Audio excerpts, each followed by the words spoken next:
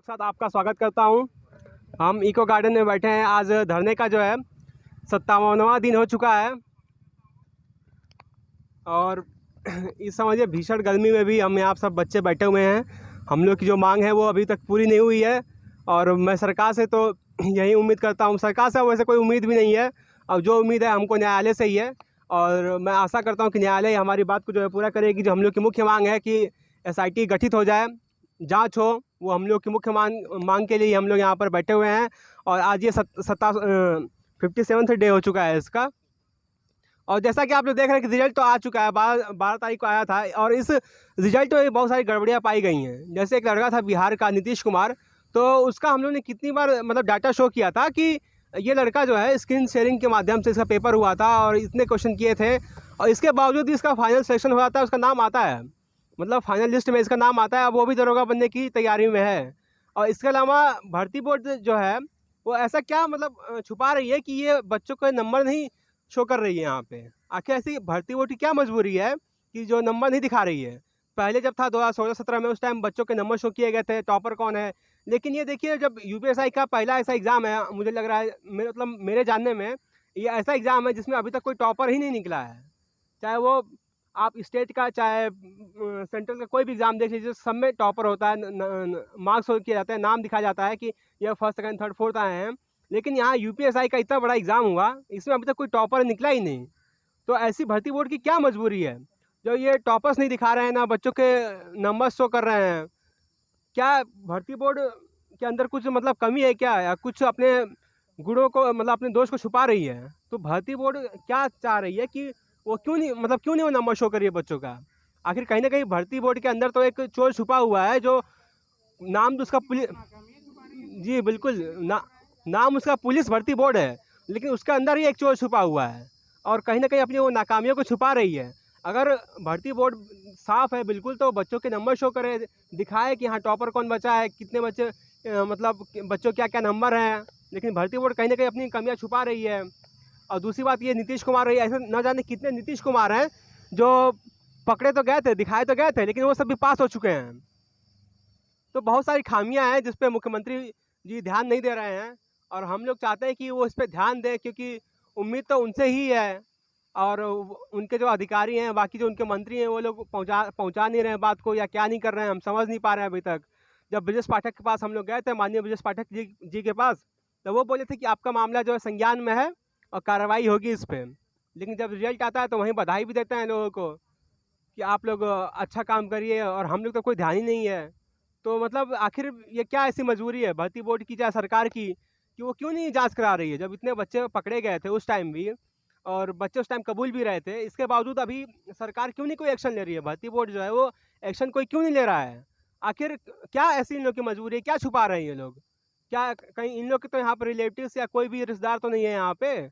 मुझे तो लग रहा है साफ साफ कि इसमें तो बहुत सारे लोग बच्चे ऐसे भी होंगे जो इन्हीं अधिकारी मंत्रियों के ही बच्चे होंगे, चाहे रिलेटिव्स होंगे। तभी लोग साफ नहीं, जाहिर सी बात है, नहीं करना चाहते हैं कार्रवाई। अगर भर्ती बोर्ड और सरकार स्पष्ट है अपने तरीके से, अपने अंदाज में, तो वो SIT गठित करे, जांच करे, ताकि जितने भी लोग हैं इसमें संलिप्त तो वो पकड़े जाएं। अगर अभी नहीं पकड़े गए तो फिर आने वाले टाइम में सोसाइटी का बहुत ही बुरा हाल होगा। और जो हाल होगा तो आप लोग जानते हैं पुलिस महकमे को कि वो हम लोग की सेवा करने के लिए या लोगों की रक्षा करने के लिए है। और जब यही लोग जाएंगे दरोगा बन के, तो सोचिए समाज में क्या रक्षा करेंगे। जो ये लोग पैसा देके जा रहे हैं 15 लाख 20 लाख, जाहिर सी बात है ये लोग वसूलेंगे ही पैसे को।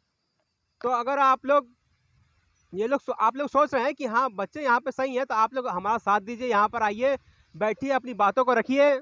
जब तक आप लोग भी आएंगे नहीं तब तक हम लोग भी कब तक बैठे रह सकते हैं यहाँ पे। और हम लोग तो जो सच्चाई का लड़ाई लड़ रहे हैं उसके लिए बैठे रहेंगे। आपसे भी उम्मीद करते हैं कि आप भी यहाँ पर आइए, हम लोग का साथ दीजिए। जो भर्ती बोर्ड की नाकामियाँ हैं, सरकार की जो गलतियाँ हैं, कहीं ना कहीं उन चीज़ को दिखाया जाए, बताया जाए, ताकि सरकार उस पर कार्रवाई करे। और यहाँ पे तो बहुत हम लोग 57 दिन हो चुका है समझिए, धूप में बैठे बैठे थक चुके हैं काफ़ी। शारीरिक रूप से थक चुके हैं, मानसिक रूप से भी थक चुके हैं आप, और आर्थिक रूप से तो पहले से थके हुए हैं। तो अगर हमें तो अभी इस टाइम में आपके हेल्प की बहुत ज़रूरत है। अगर हमारे पास संख्या बल आती है तो ज़्यादा मायने रखता है। तो मैं आपसे यही उम्मीद करता हूँ कि आप लोग यहाँ पर आएंगे, हम लोग का साथ देंगे। और बाकी जो गलतियाँ हैं, कमियाँ हैं सरकार की, वो तो कहीं न कहीं बाहर तो आएँगी ही। हम लोग को जो उम्मीद है वो न्यायालय से ही है। अब न्यायालय ही जो है 18 तारीख को अपना जजमेंट देगा। हमको उम्मीद है कि वो जो फैसला है वो हमारे पक्ष में ही आएगा, क्योंकि हम लोगों ने इतने सारे प्रूफ़ दिए हैं कि कहीं न कहीं वो उसके मतलब इतने सारे प्रूफ़ हैं कि हम लोग का वो केस मज़बूत कर रहा है। और बाकी तो मैं बताना चाहूँगा अपने भाई से। राघव भाई, कुछ बताएँ? हाँ, सभी दोस्तों को मेरा नमस्कार। तो नित्या ने आपको काफ़ी हद तक सारी चीज़ें बता दी है, तो मैं बार-बार वो बातें रिपीट ना करते हुए सीधी मेन मेन बात पे आता हूँ कि सबसे पहले तो मैं सभी टीचर्स को अपने सभी भाइयों-बहनों की तरफ से धन्यवाद देना चाहता हूँ कि उन्होंने बच्चों के लिए इतना कुछ किया है कि उन्होंने अपना नाम इतिहास में कहीं न कहीं दर्ज करा दिया है। ये मेरे अनुभव में, मेरी जानकारी में मुझे ऐसा फ़ील होता है कि ये जो रिट हमारी लखनऊ वाली डाली गई थी, ये इतिहास की ऐसी पहली रिट है जिसमें किसी बच्चे का एक भी रुपया नहीं लगा है। सारा रुपया जो 5 टीचरों ने मिलकर दिया था, मैं उनके नाम लेना चाहता हूँ, जैसे Vivek sir Exampur, Wasim sir the speed और रवि तिवारी सर है वो टारगेट विद आलोक, और अंकित भाटी सर अंकित विद रोजगार, और मारूफ सर क्लाइमेक्स वाले। तो इन इन टीचरों ने जो लखनऊ रिट के लिए पैसा ही नहीं दिया था, उसके बाद इन्होंने इको गार्डन के लिए छोटे मोटे जो बच्चे इनके खर्चों के लिए भी उन्होंने कहीं ना कहीं आर्थिक रूप से मदद की। तो लेकिन मैं एक बात और कहना चाहूँगा, तो इन टीचरों की भी व्यस्तता होती है और उनका खुद का भी ये एजुकेशन के क्षेत्र से जुड़े हुए लोग हैं, तो इनके पास भी प्रॉपर टाइम नहीं हो पाता है। और टीचरों ने एक टीचर ग्रुप बनाकर काफ़ी उसमें डिस्कशन करते हैं और काफ़ी हद तक टाइम भी दे देते हैं, टाइम की बाध्यता होने के बावजूद भी। लेकिन कहीं न कहीं व्यस्तता के कारण हर वक़्त हम इनको परेशान भी नहीं कर सकते हैं छोटी-छोटी ज़रूरतों के लिए, चीज़ों के लिए। तो जैसे हमारा जो कोर्ट ने जो ऑर्डर दिया था, तो वो कालिया जी के ऑफ़िस में अब भी रखा है कुछ फाइनेंशियल प्रॉब्लम की वजह से। तो मैं अब सब बच्चों से यही कहना चाहूँगा कि हम हर वक़्त टीचर्स पे ही डिपेंड नहीं रह सकते। और वैसे टीचरों ने अभी ऐसा कभी ये नहीं कहा है कि हम आपकी मदद नहीं कर सकते हैं। टीचर आज भी हमारे साथ हैं और तन मन धन से साथ देने के लिए तत्पर तैयार हैं। लेकिन फिर वही बात है कि हम छोटी-छोटी चीज़ों के लिए उन्हें बार-बार विवश नहीं कर सकते, ठीक है? तो हमारा भी फ़र्ज़ बनता है कि कहीं न कहीं हम शारीरिक रूप से नहीं, आर्थिक रूप से भी हमें योगदान देना चाहिए। हमसे जितना हो सकता था, हमने इस चीज़ को चलाया। पिछले 1 महीने से हमने कोई आपसे आर्थिक मदद नहीं ली, ना हमने कोई फंडिंग अकाउंट जारी किया। हमने तो जो पिछले फंडिंग अकाउंट चल रहे थे, जिन्होंने कहीं न कहीं बहुत ही मिसयूज़ किया था फंडिंग का, उसकी वजह से सारे अकाउंट हमने लाइव आकर बंद करवा दिए थे और ना ही कभी अपना अकाउंट जारी किया था। लेकिन अब हमें ज़रूरत महसूस हो रही है कि पिछले 1 महीने से हम सँभाल रहे हैं, तो क कहीं न कहीं हम पर भी ज़्यादा आर्थिक बोझ बढ़ रहा है, तो जिसको हम शायद अब मैनेज नहीं कर सकते हैं। तो आप सभी के लोगों के सपोर्ट की ज़रूरत है। शारीरिक तो है ही है, उसके साथ आर्थिक सपोर्ट की भी ज़रूरत है। तो आप इधर-उधर ये कुछ फंडिंग माफियाओं का वो चल रहा है, प्लानिंग चल रही है, कुछ ऑडियो वायरल हुए हैं, उनमें से कुछ ऑडियो टीचर्स के पास भी पहुँच गए हैं। तो टीचर्स को भी उनके बारे में पता है, वो टीचर्स को भी मतलब इतनी बुरी हालत है कि बच्चों को तो वो फ्रॉड करने की प्लानिंग कर ही रहे थे, वो पहले भी किया था। अब वो टीचर्स को भी, और जो गवर्नमेंट जॉब से जो हमारे भाई आते हैं, उन्होंने यूपीएसआई दिया था, उनको भी कहीं न कहीं शिकार करने के लिए प्लानिंग वगैरह चल रही थी, तो वो टीचरों के सामने भी एक्सपोज़ हो चुके हैं। अगर वो आपको टीचरों के नाम पर या इको गार्डन के नाम पर या कोर्ट केस के नाम पर आपसे फाइनेंशियल किसी भी प्लेटफ़ॉर्म से या अपने यूट्यूब चैनल के माध्यम से या आपको पर्सनली या अपने ग्रुप्स और टेलीग्राम, व्हाट्सएप के माध्यम से फाइनेंशियल हेल्प माँगते हैं, तो वो कहीं न कहीं आपको फ्रॉड करने के लिए ऐसा सोच रहे हैं। यहाँ पर प्रॉपर रूप से आज सबकी सहमति के साथ यहाँ पर हमने एक कमेटी बना दी है। उस कमेटी के बारे में हमने टीचर्स ग्रुप्स में भी सभी टीचरों को अवगत करा दिया है और कुछ टीचर्स की तरफ से हमें रेस्पॉन्स भी दिया जा चुका है। उन्होंने कहा है कि आप एक बेहतर टीम बनाइए और उस फील्ड में और सबकी सहमति के साथ सिस्टमेटिकली तरीके से और पूरी ईमानदारी से उसको जब ग्राउंड लेवल पर काम करिए। हमारा आप सभी को सपोर्ट है। अगर किसी बच्चे को इस बात में डाउट लग रहा है, तो जो टीचर ग्रुप के जो मेन टीचर हैं, आप उनसे पर्सनली कॉल या मैसेज करके हमारी कमेटी को वेरीफाई कर सकते हैं। हमें इस बात पे कोई ऑब्जेक्शन नहीं है।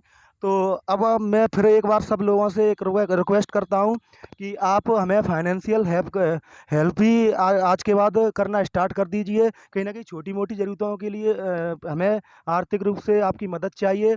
और जैसे जो हमारा कोर्ट से जो ऑर्डर आया है, वो कहीं न कहीं कि पैसों की प्रॉब्लम की वजह से अभी वकील साहब की ऑफ़िस में ही रखा है। तो उसको भी कहीं न कहीं हमें वहाँ पर मुंशी जी को जो उनका वो है, वो देने हैं पैसे। एक यहाँ पर इको गार्डन में ये बच्चे आए हैं, तो ये भी अपने मतलब इ ये क्या कहते हैं, ये कब तक अपनी जेब से खाना खाएँ, ठीक है? और क कभी कभी कभी की हम ही इनको इनके लिए करते रहते हैं। तो आप इस चीज़ को समझ सकते हैं। एक तो आपके लिए यहाँ पर ये लगातार बैठे हैं, फिर ये आर्थिक रूप भी आपके लिए करें, या अपने लिए थोड़ी है कि ये अपने केवल इनको खुद ही दरोगा थोड़ी बनना है। अगर आप यहाँ पर नहीं आते हो, तो आप तो ये सोच रहे हो कि यही हमारे लिए लड़ लेंगे और यही हमें वो दरोगा पद भी दिलवा देंगे, तो आप कहीं न कहीं गलत सोचते हैं। आपको इनका साथ देना चाहिए, ठीक है? शारीरिक रूप से भी साथ देना चाहिए और फाइनेंशियल रूप से भी देना चाहिए। तो मैं आप सबकी सहमति से एक अकाउंट नंबर जारी कर रहा हूँ, जिस पे आप फाइनेंशियल मदद कर सकते हैं। तो जो मेरा नंबर है 6378840089। एक बार फिर रिपीट कर देता हूँ, 6378840089। आप इस पर गूगल पे, पेटीएम और फ़ोनपे के ज़रिए अपनी फाइनेंशियल मदद हम तक पहुँचा सकते हैं। और जो अकाउंट नंबर है, वो सभी ग्रुप्स में शेयर कर दिया जाएगा। तो और एक बार फिर मैं आपसे बोल देता हूँ कि जो आप हुँ? अकाउंट होल्डर का नाम है अजय राघव, वो सॉरी अजय कुमार, ठीक है? तो मैं आप सभी से ये कहता हूँ कि आपको अगर फाइनेंशियल मदद करनी है, तो ओनली जो इको गार्डन में हम सबकी शक्ल देख लीजिए एक बार और मेरी शक्ल देख लीजिए। इसके अलावा आपको कहीं भी किसी प्रकार की मदद नहीं करनी है। सभी टीचरों की सहमति से हम सारा कोर्ट का और इको गार्डन का सारा मैनेजमेंट हमारे थ्रू होगा और आप सबकी सहमति से होगा। अगर किसी बच्चे को कोई भी डाउट हो और कोई भी चीज़ें पूछनी हो, तो हमें आकर इको गार्डन में हम में से आपको कोई ना कोई डेली मिलेगा। और तो आप वहाँ से अपने डाउट क्लियर कर सकते हैं। हमारे फ़ोन नंबर आपके पास पहले से ही है, वो भी कर सकते हैं। तो बस लास्ट में मैं यही बोलूँगा कि आप यहाँ इको गार्डन बिना किसी डेट का इंतज़ार करते हुए, एक चीज़ और निकल के आ रही है कि कोई पिछले 20 कोई तो 18 जून को ये डेट अनाउंस कर देता है, कोई 20 जून की डेट अनाउंस कर देता है। तो मैं आपको बता दूँ, यहाँ इको गार्डन से ऐसी कोई डेट डिस्कशन के बाद कोई भी बोली नहीं गई है। और अब ये महाआंदोलन के लिए बच्चों को भड़काने का काम कर रहे हैं, उनको गुमराह करने का काम कर रहे हैं। तो मैं आप सबको बता देता हूँ, ये ऐसा कोई महाआंदोलन नहीं होने वाला है। ये धरना सांकेतिक रूप से चलाना है, सभी की इसमें सहमति है, ठीक है?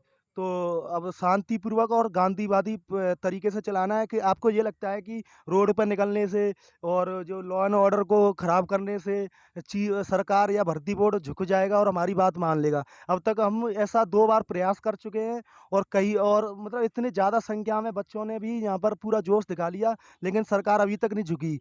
अब ये इस चीज़ें स्टार्टिंग में हम उन पर दबाव बना सकते थे, लेकिन सरकार को बिल्कुल भी इस भर्ती को कैंसल करने के मूड में नहीं है। तो आप इस बात को मानिए, अगर आप किसी के बहकावे में आकर रोड पे उतर कर या ऐसी फालतू की चीज़ें करते हैं, तो हो सकता है कि आपको इसके लिए शारीरिक और कानूनी रूप से नुकसान झेलना पड़े।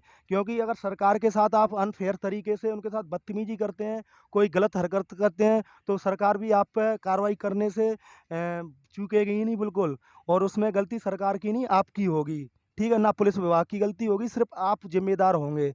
तो यही कहना चाहता हूँ कि गांधीवादी तरीके से और शांतिपूर्वक तरीके से यहाँ पे इको गार्डन अब आकर और हम साथ जब जैसे हम अब बैठे हुए आपको दिख रहे हैं, बिल्कुल शांति के साथ, वो पेशेंस के साथ, उसी पेशेंस और शांति के साथ आपको यहाँ पर आके बैठना है, साथ देना है। ये धरना इस अब ये कहोगे कि फिर यहाँ बैठने का फ़ायदा क्या है?